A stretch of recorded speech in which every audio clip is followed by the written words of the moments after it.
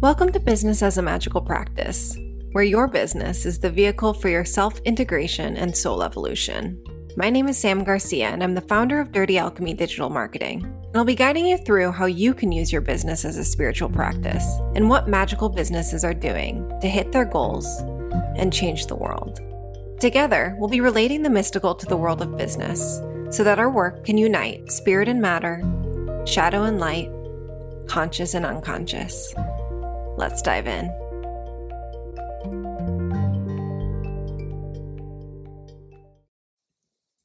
This was a hard year. Yeah, I probably don't have to tell you that. Astrologers knew this and they warned us, but who had the guts to call a pandemic? So first of all, if you survived, count 2020 as a win. But now that the year is winding down, it is time to look back and see what we can learn from 2020. Because even if you experienced setbacks due to the once-in-a-lifetime pandemic, or you spent most of the year depressed, unable to take any real action because you were dealing with mental health stuff brought on by this craziness, there's still a lot to learn from 2020. So many people's worlds crumbled to the ground, but not everyone.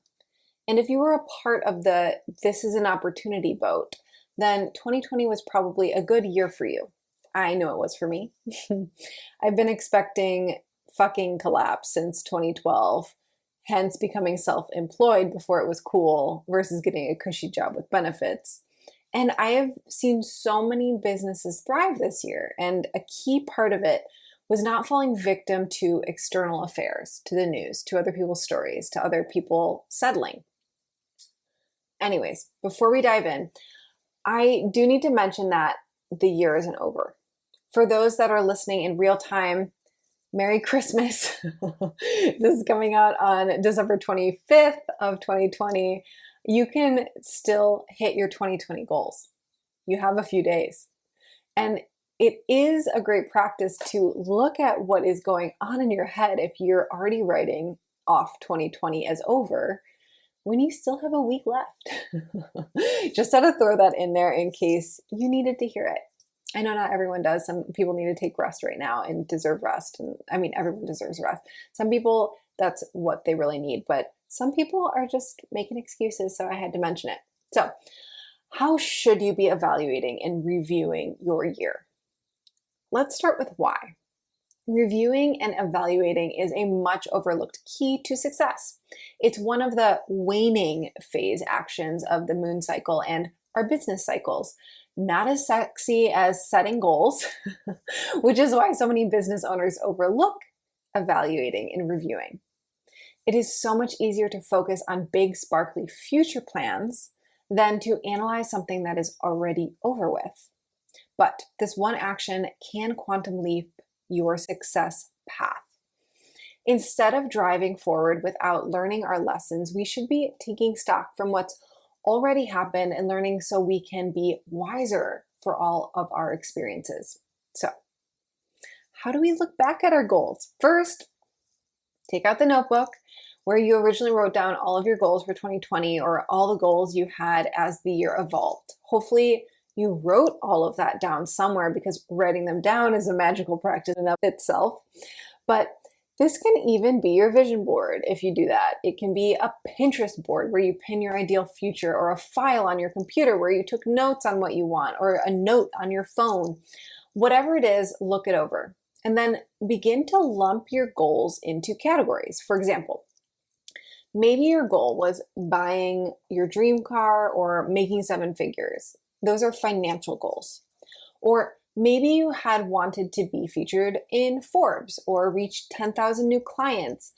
Those are career goals. Maybe you wanted a baby or a new house. Those are your family goals. And on and on. I like to start with these 7 categories. I mean, 7 is a wonderfully magical number. Work, money, love, family, spirituality, fun, and health. So I'll repeat that. Work, money, love, family, spirituality, fun, and health. And again, these are in the show notes, so you don't have to write anything down. And we're going to be going through a bunch of prompts for you to review and use. Also, those will be in the show notes. So you can either follow along with this audio or video if you're watching on YouTube and pause when I get to certain sections and just fill out the section in your journal, or you can look on thedirtyalchemy.com in our podcast section where everything will be written out, or just in the show notes, wherever you're reading this or listening to this, excuse me. But your categories can be whatever you want them to be, whatever matters to you. I do find that people tend to focus heavily on 1 to 3 areas and set goals in those areas and neglect the others. So I tend to set money and work goals and then no other goals. So that's like what I naturally do. So actually having a holistic, these 7 different categories that cover all of your life or good chunks of your life, it makes it so that you can focus on more than just what you naturally gravitate towards, the things that you're more likely to neglect. So now let's look at the categories one by one. If you had actual measurable goals, and I hope you did, because in my experience, the best way to get what you want is to be super clear on it and concrete enough to have actual numbers associated with it. So if you had measurable goals, what numbers did you hit? And why do you think you hit or surpassed the goals you did? Why do you think you didn't hit or totally forgot about ones you didn't hit? Did your priorities change, or did your focus? How can you prevent that going forward? Did certain goals not matter to you? Did you not have enough accountability? Did you just not prioritize it? Or maybe you were afraid. So if you're afraid, what were you afraid of?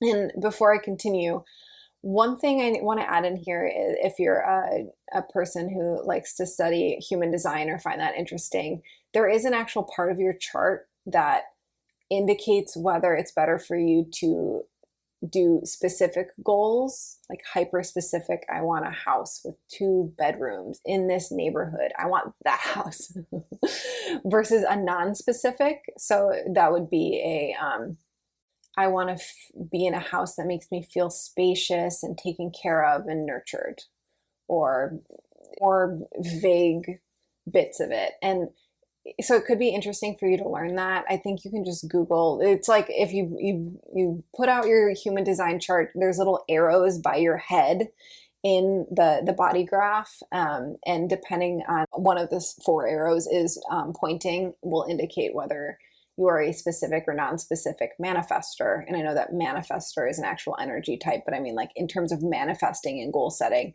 whether you are specific and non-specific.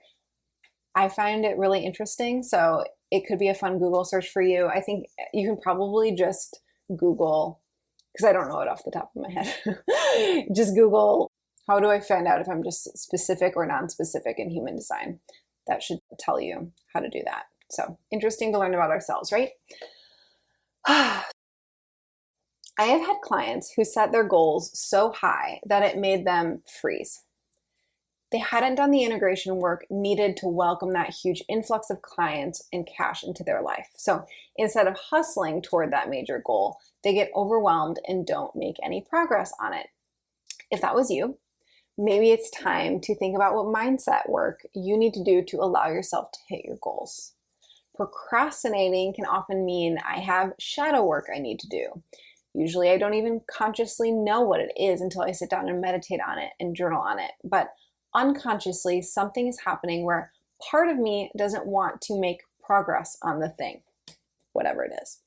So that means really having to sit down and get clear on why I'm really resistant, maybe journaling out fears or parts of myself that feels neglected. Because if I don't, the resistance is going to keep coming up and I'm never going to make progress. Another reason for procrastination is you're just straight up overcommitted. You didn't give yourself the rest and spaciousness you needed in your schedule to actually get things done.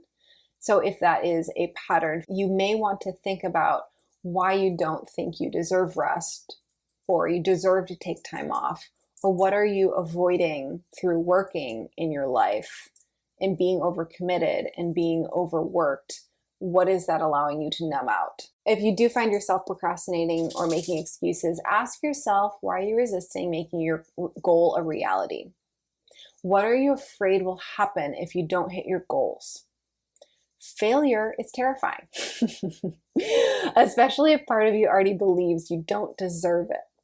If you already have to fight the messages from your brain and maybe the world, maybe society, saying that you can never amount to anything, you can never make a business that supports you or one that breaks past a certain dollar amount in annual revenue or monthly revenue. You can never be a successful entrepreneur, for it's significantly harder and it'll take you much more time. So many of us have this voice in our heads saying not to get too comfortable, that my business success is temporary and it can come crumbling down any second. This is when it's less about business strategy and more about your own brain. It's about integrating your desires so that everything is aligned.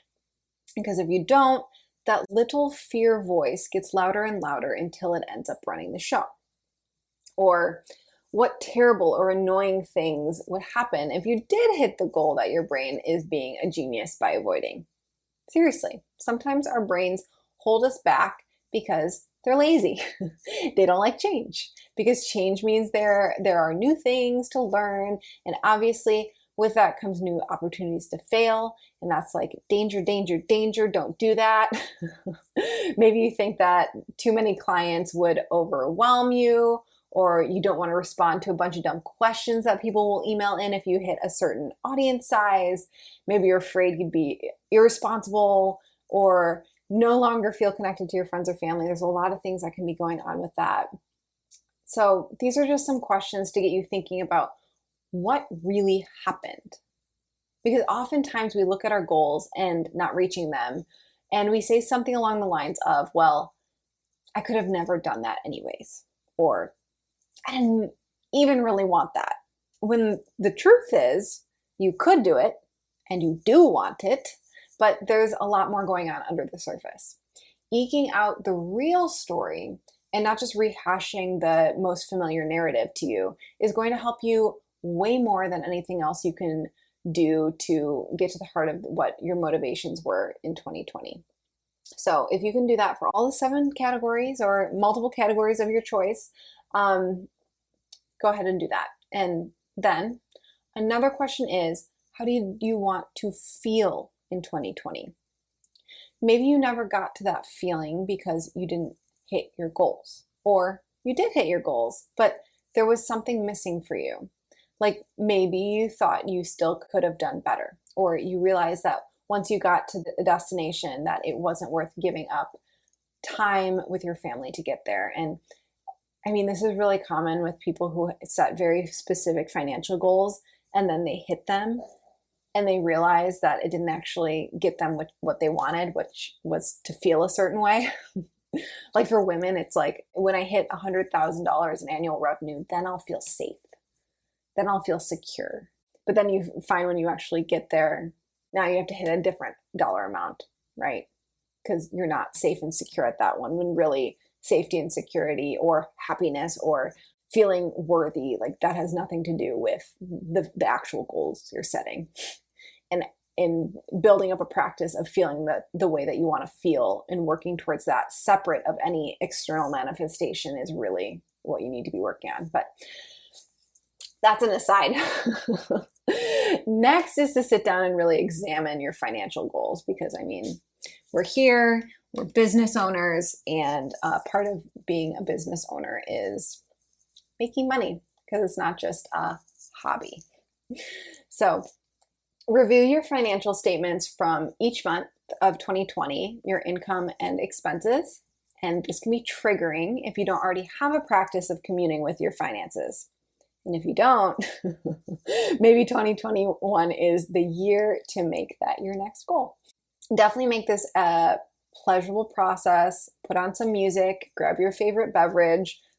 You can get really granular with this by printing out bank statements and credit card statements and going line by line, month by month. And it actually is a really great practice if you've never done that before, because you can see where your money is actually flowing. And If there are expenses that don't make sense for you in your business or you in your personal life, if you're doing that in your personal life as well. But the truth is, numbers don't lie. Knowing your monthly finances can have a huge impact on the way you think about your goals, and it can also help you get super clear on your goals for the year ahead. Finally, celebrate. So many of us are hard on ourselves, but it's really the consistent celebration that builds the neural pathway that it's fun and rewarding to do hard things. So no matter what goals you hit or didn't even realize you should be working towards, even if your priorities have changed, celebrate where you were and where you are now, and celebrate the journey that brought you here. And yes, celebrate the failures. What did you learn? What won't you do again? What do you have clarity on? Write down all the lessons you've learned to remind yourself that even the failures were hugely important in your journey. And I mean, just in and of itself, if you can go and sit down and write 10, 20, 50 things you're proud of from 2020, like sit down and actually do that process, and you'll be blown away at how much you actually did and how there was so much to be proud of this year. Getting out of bed. Line item number 1. You made it through 2020. Line item number 2. Anyways, so you can do this on a yearly basis, but I also recommend going month to month because we tend to only remember the most recent things that have happened in our lives. So like if you think, okay, what happened in December of 2020? You're going to think of a gazillion things because we're in it right now, or whatever month you're in while you're listening to this. But if you're like, what happened in June 2020? It's going to be harder for you to like look back and be like, okay, I mean, like we did some of this and that. Maybe I have to look at my calendar to remember what was actually going on in my life. So great practice to do on a month-to-month basis. I mean, celebration really should be a day-to-day thing for all of us because, again, we're building the neural pathways in order to reinforce that what we're doing gives us positive results in our lives. Ask yourself every month, or right now at the end of the year, do this, go through the months. What were the best things that happened in January, in February, in March, etc.? What were the worst things that happened? Who were the best people in my life, on my team, if you have a team? And then, was there anyone who needs to be booted from your life? People who weighed you down and kept you small. And finally, 2021 was your year of what? Go ahead and settle on a word. Maybe it was your year of growth, your year of expansion, your year of trial by fire. You can actually create an epic hero's saga for 2020. Rewrite it in your best possible light. Write a story that tells you how 2020 and everything that happened in it totally sets you up for utter success in 2021.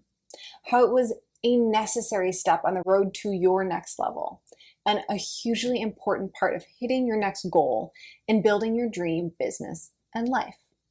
This is the key exercise from this entire podcast or video if you're watching on YouTube. Then decide that this interpretation, your hero saga, heroine saga, that is the truth. So this is obviously a huge project that I'm assigning you. I mean, these questions are major. You can't figure all of this out in 5 minutes, which is why so many people just never do it. And with rewriting your hero saga, rewriting 2020, or just writing it down, deciding what you're going to make 2020 be for you, what your story you're going to tell, and letting go of the little things you're holding on to that could be, you could write 2020 was the year I never got to see my friends and we were quarantined and I lost my job or I lost clients. When you could tell the exact same thing full of very true things, but highlighting the truth and highlighting that it's setting you up for 2021. And that is a significantly more empowering story so that you're going into 2021 on your highest note. So many people never look at their successes or failures. They just stay laser focused ahead. And then year after year, without even realizing it, they make the same mistakes over and over and over again. So Is it worth it to sit with these questions if it means you can be saving yourself years of trial and error? I think it is. In case you missed it, I am hosting a 5-day business alchemy experience from December 28th to January 1st to help you plan your business goals for 2021. So in this episode today, we went through 2020 and reviewed. Hopefully you paused it while you're listening to it, or you're going back with the show notes later to really answer these fully answer these, because there's so much you can learn from your experience of 2020. And then next week, so December 28th through January 1st, that is just next week, we're going to be doing this 5-day event where every day a new podcast episode is coming out. And we're going to actually be planning 2021 with ritual, with really visualized experience, with bringing on Donna Woodwell, who is a master astrologer, to tell us about the astrology of 2021 and how really the intention is making 2021 your best year yet. And we're doing everything from goal setting strategies to rituals, even bringing on Donna, as I said. And you can just head on over to thedirtyalchemy.com/2021 and sign up for free right now. And of course, once you get in and you sign up, there's an opportunity for you to win a free web page review from me and my expert marketing team, where we will look over your sales page or your landing page or your home page and give you our opinion on what you should change and how you can make it better so that it is better serving you and your business goals. So again, that is thedirtyalchemy.com/2021 to sign up right now. It is completely free, and it'll just be having a 5-day experience together and having everything you need to really make it your best year yet, and a very magical year full of impact, fulfillment, and of course, cold hard cash. So I will see you there. You have a great week, and I will see you on Monday.